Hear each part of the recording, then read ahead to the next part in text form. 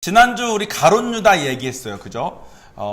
저는 신 목사님한테 솔직히 제가 들은 설교를 조금 제가 하는 버전으로 바꿔서 한 거니까 사실 저도 신 목사님한테 배운 거거든요. 가룟 유다가 사실은 애국자였던 거. 전 진짜 몰랐어요. 저는 가룟 유다는 진짜 몹쓸 놈인 줄 알았어.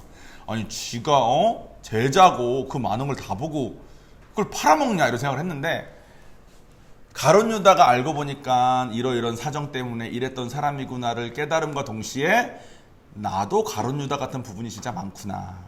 나도 가룟 유다처럼 내 목적 때문에 하나님 이용할 때 많은 그런 부서진 자구나. 제가 하나님이면 저렇게 자기 목적에서 이용하고 등쳐먹고 그러면 기분 나빠서 야, 넌 안 되겠다. 야, 넌 그만 할 수도 있을 것 같아요. 근데 이분이 또 신실하시기 때문에 한 번 하신 약속은 반드시 지키셔야 되거든. 우리가 예수를 믿었을 때 성령을 주시고 구원하시겠다 하신 약속을 지키시니까 이렇게 붙어있지. 여러분들은 혹시 여러분 안에 가룟 유다 같은 그런 모습이 있는지 없는지 생각을 좀 해보셨는지 모르겠습니다. 오늘은 이 자신의 목적에 대한 다른 버전입니다. 지난주에 연장이라고 볼 수도 있고 좀 다른 각도일 수도 있는데 이번 주 설교도 잘 들어보시고 여러분 마음속에 어떤 것이 있는지 한번 생각해 보시는 기회가 됐으면 좋겠습니다. 지난주에 제가 그런 얘기했죠. 돈을 원하는 사람은 하나님도 원하긴 하는데 온 김에 식당 열어서 혹은 식당 광고해서 교회 사람들 이렇게 한 다음에 이 교회에만 하나님 있나? 저 교회에도 있지. 다른 교회 가서 거기서도 식당 또 손님 이렇게 하고 뭐 이렇게 하는 사람들도 있다고 그랬고 교회 온 김에 그러니까 그걸 하려고 온 건 아닌데 교회에 온 김에 화장품도 팔고 뭐 보험도 팔고 그러니까 교회에서 그걸 잘해주시는 분한테 하는 거가 나쁘다는 얘기가 아니라 교회에 그걸 목적으로 오시는 분들이 간혹 있어요. 교회에서 이제 자동차 부품 팔기 원하고 이렇게 하시는 분들도 계시고 또 세상에서 자기가 좀 무시도 좀 당하고 명예가 조금 없어서 어려웠던 분들 혹은 세상에서 명예를 가지고 있었는데 이제 명예가 더 이상 없는 분들이 교회에서 장로님이랑 권사님이 되기를 원하시고 또 장로님 권사님으로서 의견을 피력하게 원하시는 분들도 제가 솔직히 많이 봤습니다. 저도 그런 면이 있을지도 모르겠어요. 왜냐면 저는 제가 여러 번 말씀드리지만 저는 제가 미국에 유학 갔을 때 제가 제일 잘하는 과목들만 첫 학기에 들었는데 그 중에서 제일 여러분 참고로 한국에서 수학을 공부하시는 분들은 미국에서 수학을 공부하면 수학이 엄청 쉽습니다. 그래서 저는 그 쉬운 수학 과목, 물리 과목, 저한테 익숙한 과목들을 먼저 들었는데 수학 과목을 제가 그러니까 잘 모르고 신청을 한 거지. 그래서 수식이 있는 걸 푸는 수학이면 쉽게 점수를 얻었을 텐데 수학 과목을 지문이 이렇게 길어요. 어떤 페인트 가게가 있다. 이 페인트 가게에 판매량은 이렇게 되고 이렇게 된다. 재고는 이만큼씩 남는다. 그러면 이 페인트 가게는 앞으로 어느 정도를 주문해가지고 가지고 있는 것이 가장 이득인가. 이게 그러니까 미적분 수학이에요. 미적분 수식이 그냥 있으면 푼데 지문을 이만큼을 주고 이 지문 안에서 미적분 수식을 내가 만들어서 풀어야 되는 시험 과목인지 내가 모르고 들은 거야. 갔더니 영어 잘못해서 수학을 들으려고 갔는데 지문이 다 이만큼씩인 거예요. 그걸 뭔 말인지 모르겠어. 내가 단어가 인벤토리가 재고래. 나 인벤토리라는 단어를 모르고 상태로 그 수업을 들은 거지. 그러니까 첫 시험을 봤는데 C가 나온 거예요. 그래서 교수를 찾아가가지고 나 이 수업 어떡하냐 이러면서 했는데 열심히 했는데도 결국 A를 못 받고 B를 받았습니다. 그러니까 제가 그때 무너졌어요, 사실. 그래서 교회를 갔습니다. 제가 학점을 잘 받고 싶은 이유가 있었겠죠. 좋은 학교를 가서 좋은 학점을 받아서 인생을 편하게 산다라는 얘기를 평생 듣고 자랐기 때문에. 저희 아버지는 진짜 가난한 집에서 태어나셨는데 진짜 가난한 집에서 열심히 공부하셔서 진짜 어려운 고등학교를 들어간 것 덕분에 훨씬 나은 삶을 살게 되고 진짜 어려운 어딜 들어갔기 때문에 이런 게 됐기 때문에 저는 아주 어렸을 때부터 가난한 집에서도 공부를 잘하면 살 수 있구나라는 생각을 하고 자랐던 것 같아요. 근데 나는 그만큼 공부를 잘하지 못했거든. 그러니까 미국 유학 왔을 때 해야 된다는 생각으로 가득 차 있다가 무너졌던 것 같아요. 그런 상태로 제가 교회에 왔을 때 학점이 안 돼서 무너져서 왔으니까 제 마음속에 저는 인정 욕구가 되게 많았던 것 같습니다. 뭐 조금 하면 인정받길 원하고 내가 한 거 티내기 원하고. 근데 교회에서는 또 인정을 잘 해줘요. 사람들이 칭찬도 잘 해주고 이렇게 막 생각해 줍니다. 세상에서는 요런 거는 별거 아닐 수 있는데 교회에서는 그렇게 하는 애들 자체가 별로 없었으니까 다 교회에 뭘 이렇게 뭐 챙기러 오지 교회에 뭐 봉사로 온 애들이 많이 없었던 것 같아요. 그래서 저는 교회 봉사도 많이 하고 인정도 많이 받고 그러니까 교회에 오는 게 조금씩 좋아졌던 것 같아요. 하나님 없이 온 게 아니에요. 하나님 믿고 하나님 좋고 예수님 배우고 다 좋은데 교회에 왔을 때 인정받는 게 조금씩 좋았던 것 같아요. 왜냐면 내가 세상에서 인정을 못 받는 학점을 받은 것 때문에 무너져서 왔으니까. 그래서 저는 막 제가 영상 쪽을 하니까 미디어 팀도 들어가고 청년부 회장단에도 있고 부엌에서도 봉사하고 또 청년 중에 믿을 만한 한 명이 같이 돈을 세야지 어른들이 딴 생각을 안 먹는다고 헌금 개수팀에도 들어갔습니다. 어린 나이에 누가 얼마 내는지를 다 알고 있었어. 어떤 분이 뭐 11조가 좀 떨어지면 저분 이번 달 장사 좀 안 된다 이런 생각을 하고 살았으니까. 그리고 제가 그렇게 막 봉사를 하고 주일날은 저는 아침부터 저녁까지 교회에만 있었어요. 그리고 사람들이 종원이 이거 잘한다 해주는 거가 좋았던 것 같습니다. 당시에는 그걸 좋아서 한다고 보지도 못했어. 그냥 나는 교회 봉사를 열심히 하는 청년 이렇게 생각했던 것 같아요. 그래서 어떤 권사님이 저를 딱 보더니 종원 형제 그래서 네 그러면 하도 많이 말해서 이제 바로 웃네. 말하기도 전에 형제에게서 주님의 향기가 나요. 그러면 제가 말로 에이 뭐 향기는요 하면서 속으로 이 정도 하면 향기 나겠지 그런 생각했던 것 같아요. 그래서 주님이 원하시는 것, 주님이 이걸 원하시는구나 하면 그걸 열심히 하고 그리고 인정받기 원하는 삶으로 열심히 살다가 또 그렇게 하다 보니까 하나님께서 막 역사도 많이 해주셨습니다. 축복도 많이 주시고 그러니까 축복도 이렇게 하니까 받는구나. 하나님 원하시는 일을 열심히 하면 이렇게 되는구나. 그러니까 하나님 원하신다고 하면 좀 힘들어도 열심히 하고 이런 식으로 제가 신앙생활 했던 것 같아요. 여러분 이렇게만 보면 어떻습니까? 신앙생활이 제가 잘하고 있었던 것 같지 않습니까? 그죠? 근데 제가 잘하고 있지 못했어요. 왜냐면 제 마음속에 하나님 사랑하는 거는 별로 없었거든. 그냥 이런 마음이었어요. 주님이 원하는 거 열심히 하는 게 하나님 사랑하는 거지. 그냥 이렇게 제가 알아서 뭐건 다 제가 가지고 있던 목적에 맞춰서 생각했던 것 같아요.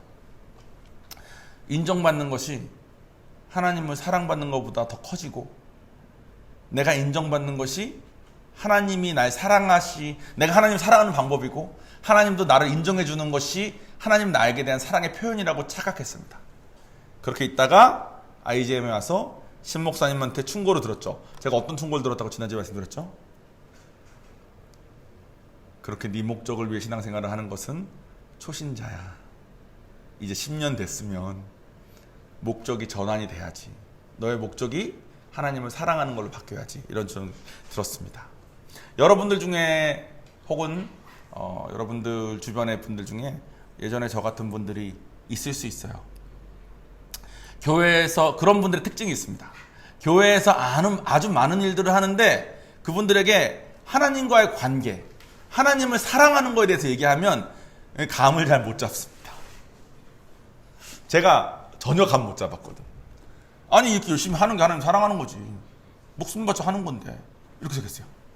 그러니까 겉으로 보여지는 행위가 이미 좋게. 왜냐면 그게 목적으로 바뀌었으니까.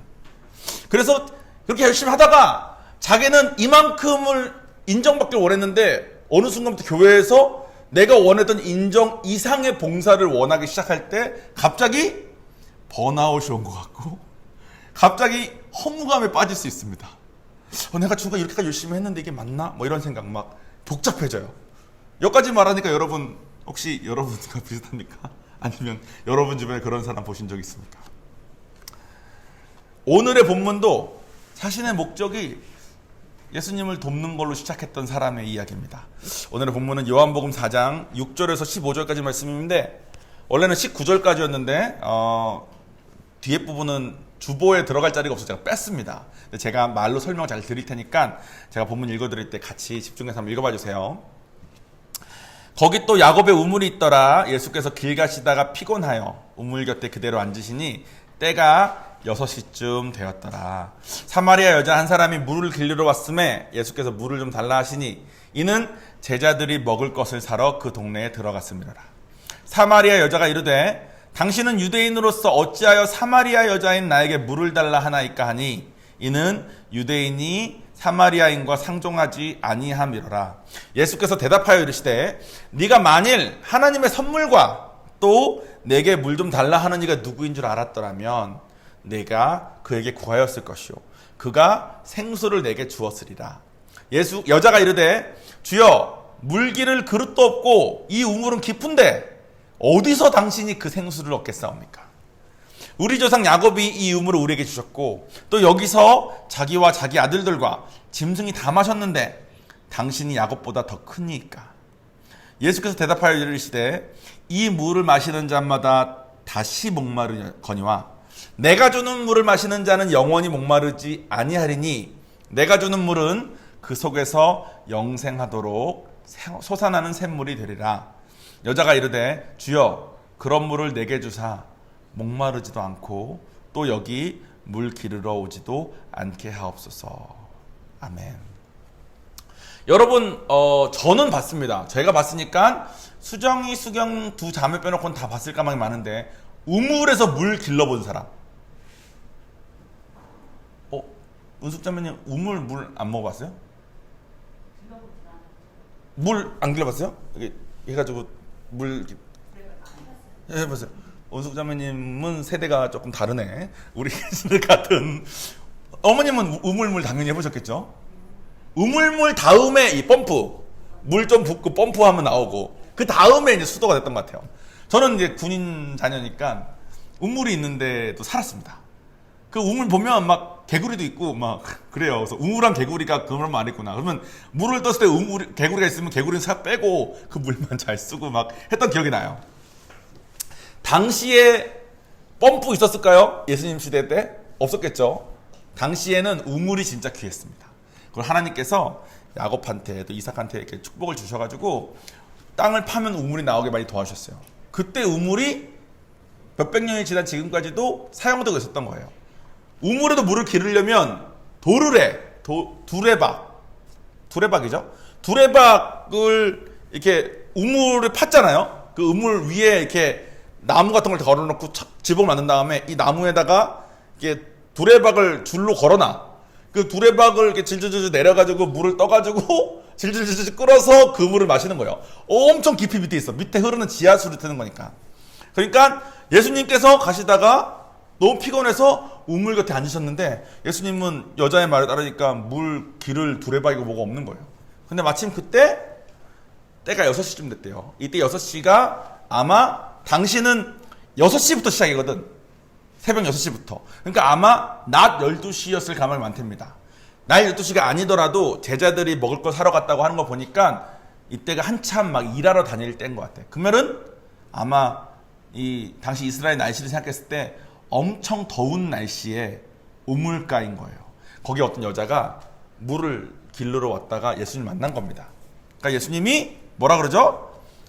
나 목마르니까 물 좀 줄래? 그러십니다. 그러니까 여자가 약간 비하는 거예요. 여자는 좀 이따 설명하겠지만 사마리아인이었거든. 사마리아인은 당시 유대인들하고 상종하지 않았습니다. 미리 설명드리자면 사마리아인은 어떤 사람들이 이런 사람들이었어요.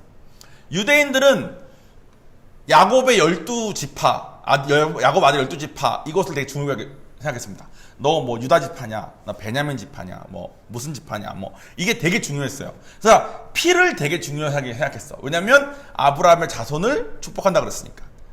우리는 이제 성경을 통해서 아브라함의 자손이 아브라함을 통해서 예수님이 오고 예수를 통해서 믿는 모든 우리가 자손인 걸 알지만 당시에는 아브라함의 자손이려면 피가 중요하지 않습니까? 근데 사마리아는 어떤 지역이냐면 윗지방에서 침략해가지고 이 사마리아 사람들이 많이 이제 겁탈도 당하고 겁탈 당해서 임신했으니까 아이를 낳았어야 되지 않겠습니까? 그러니까 아이를 낳고 그냥 살고 뭐 아이 낳는데 겁탈당한 아이라고 버리나요? 키워야죠. 그러다 보니까 사마리아 지역은 조금 피가 좀 섞인 데였어. 외국인하고 결혼하고 싶어서 결혼한 게 아니, 그 애가 생긴 게 아니라 침략당해서 그래서 이 이스라엘 그 당시 가나안 땅, 이스라엘 그 땅 사람들은 자기네들끼리만 피를 잘 유지했는데 이 사마리아 사람들은 많이 이렇게 공격을 당하고 원치 않는 그런 아이들을 낳게 돼서 그 아이들과 같이 살면서 사마리아가 됐습니다. 그래서 유대인들이 사마리아인들하고 상종을 안 했어요. 야, 니네는 피가 섞인 애들이잖아. 니네 아니잖아. 그러니까 사마리아인 여인이 봤을 때 예수님 이 사람 보니까 유태인이거든. 그러니까 아니 유대인이 사마리아 여인한테 지금 목마르니까 뭐 물 하나 달라는 거야? 내가 줘야 돼? 약간 이렇게 비아냥거리고 있는 거예요. 근데 보니까 예수라는 사람이 그렇게 나쁜 사람 아닌 것 같기도 하고 내 도움이 필요해 보이기도 하고 하면서 내가 당신을 도와줄게 하면서 물을 길러주는 걸로 이 관계가 시작됩니다. 근데 사마리아인인데 대낮에 되게 더울 때 제자들이 먹을 걸 구하러 갔을 그 대낮에 이 여자가 혼자 물을 길르러 온 거예요. 당시에 이제 마을에서 우물까지 걸어 나오는 것도 꽤 거리가 될 테고 또 다니는 도중에 당시에는 산적도 좀 있을 수 있고 땡볕 치고 하니까 여자 혼자 다니기가 이게 쉽지 않을 텐데 여자가 혼자 물을 길러 나왔습니다. 그리고 뒤에 보면 제가 4절 뺐다 그랬잖아요. 19절까지 보면은 뭐가 나오냐면 이렇게 나와요. 예수님이 여자한테 네 남편을 데려와라. 그러니까 여자가 제가 남편이 없는데요. 그러니까 그래 너가 원래 남편이 5명인데 마지막 사람하고도 지금 안 사니까 너가 지금 남편이 없지 이렇게 말해요. 여자가 그걸 어떻게 알지? 이렇게 돼버린 거예요. 근데 당시의 문화로서는 남편과 여자가 결혼할 때 5명의 남편이 있었다는 것은 이 여자가 그렇게 막 남자들을 막 원하고 막 이렇게 물란하게 사는 그런 여자란 뜻이 절대 아니고 당시 결혼은 오롯이 남자에게 권한이 있었대요. 그러니까 5명의 남편이 있는데 지금 남편이 없다는 말은 5명의 남자에게서 버림받은 거야. 아마 그래서 이 땡볕에 다른 사마리아 여인조차도 이 여인하고는 같이 안 다녀줬나 봅니다. 사마리아 여인으로 태어난 걸 자기가 원했나요? 아니겠죠. 자기가 태어나 보니까 피가 섞인 사마리아 여인이야. 자기가 남편이 5명이길 원했나요? 아니겠죠. 5번이나 선택됐다가 버림받았어. 그랬더니 다른 여인들한테도 무시를 당해. 그래서 외롭게 땡볕에 혼자 물 길르러 왔다가 유대인인 예수님을 만난 겁니다. 심지어 성경책에 이 여자의 이름도 안 나와요. 그러니까 정말로 이 여자의 그 당시의 사회에서의 입장이 잘 보이겠죠. 그래서 아마 되게 외로웠을 것 같아요. 그래서 이 외로운 자가 예수님하고 만나고 예수님을 도와주면서 오히려 좀 좋았을지도 모르겠습니다.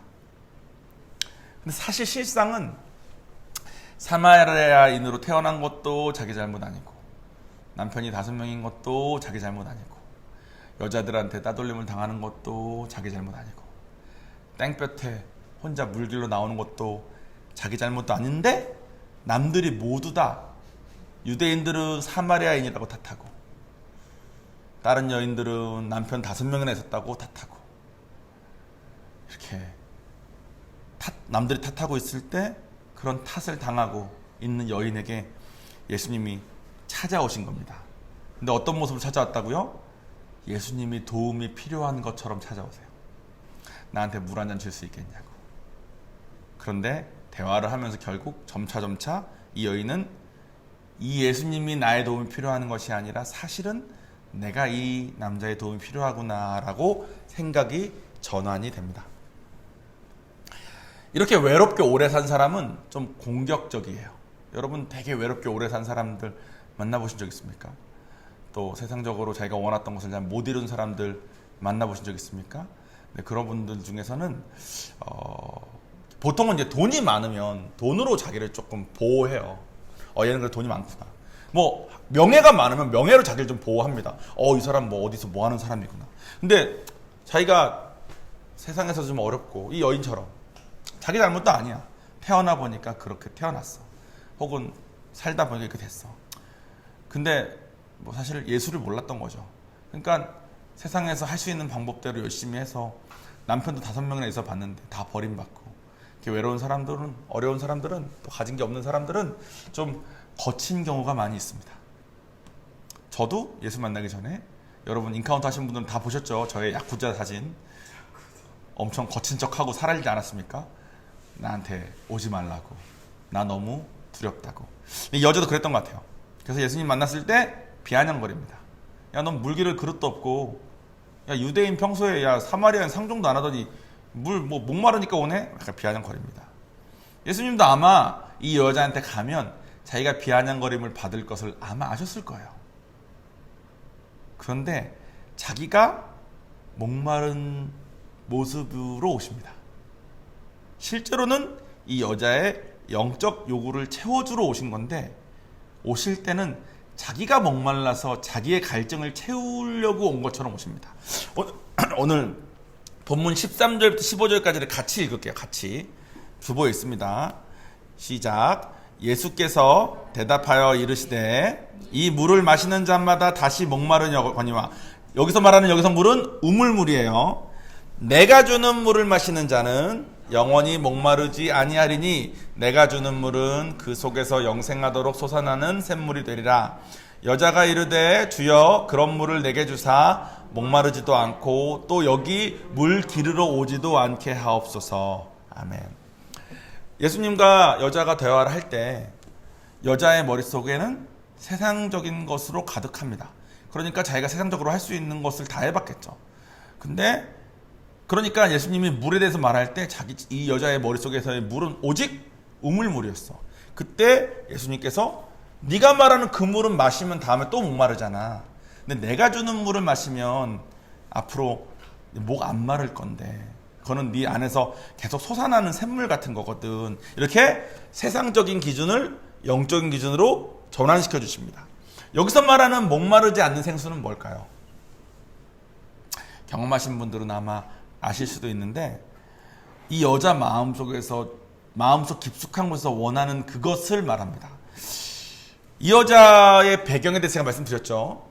사마리아인으로 태어나서 5명의 남자에게 버림을 받고 다른 여자에게도 따돌림을 받으면서 땡볕에 물을 길러 와야만 되는 삶을 살던 여자였는데, 아마 이 여자의 마음속에는 나 이제 어떻게 살지?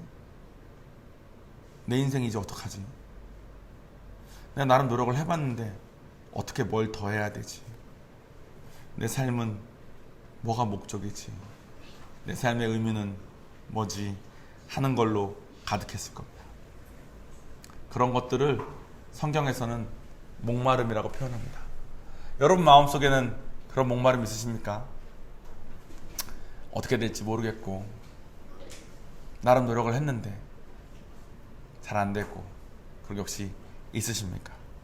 근데 그 여자 입장에서 자기가 할 수 있는 최선인 세상의 물을 계속 기르는 것처럼 여러분도 어쩌면 세상에서 여러분이 할 수 있는 것을 계속 열심히 하고 계실 수 있습니다. 세상에서 하는 것을 하지 말라는 게 아니라 그것을 통해서 우리가 열심히 살아야 되지만 그것은 여러분을 다시 목마르게 할 겁니다.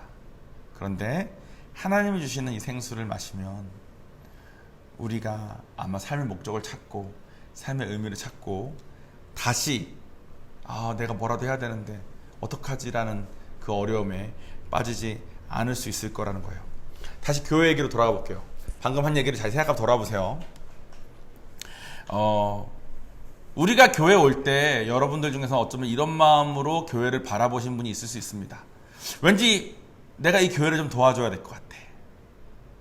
특별히 저희 교회는 좀 인원이 얼마 없기 때문에 오시는 분들보다 다 하시는 말씀이 내가 가서 인원을 좀 채워드려야죠 라는 말씀을 저에게 다 하십니다.